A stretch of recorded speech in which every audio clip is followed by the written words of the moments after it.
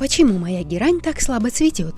Об этом удобрении мало кто знает, и сейчас я раскрою вам его секрет. На данный момент именно та пора, когда нужно использовать это удобрение. Поэтому это видео будет полезно всем, кто увлечен цветами и особенно геранью. Кто хочет улучшить состояние своей герани, для которой это замечательное удобрение отлично подходит. Вы не перестанете удивляться, как герань расцветет после применения этого простого, но эффективного домашнего удобрения. Герань, которая ранее не цвела, после этой подкормки превратится в настоящую красавицу. Недавние исследования, кстати, показали, что аромат герани способен создавать атмосферу покоя и спокойствия в доме. Регулярное применение данного удобрения улучшит общее состояние герани. Также оно не только обогатит почву необходимыми элементами, но и сделает герань более устойчивой к различным болезням. Активные компоненты в составе подкормки стимулируют естественные процессы в растении, способствуя укреплению его иммунитета.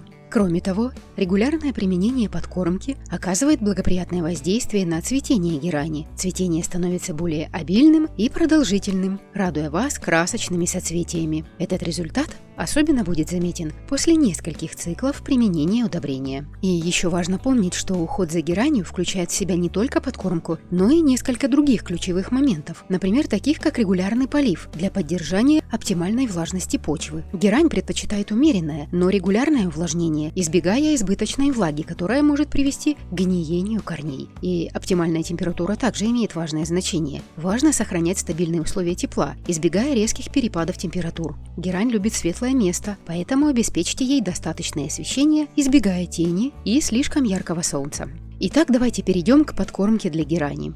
Для приготовления удобрения на 1 литр теплой воды добавляем всего лишь 1 каплю йода и 1 чайную ложку сахара. Теперь это все нужно тщательно перемешать. Это удобрение вносится в почву по влажному грунту. Также можно обработать листья герани. Пользуйтесь этим методом удобрения, если вы его еще не попробовали.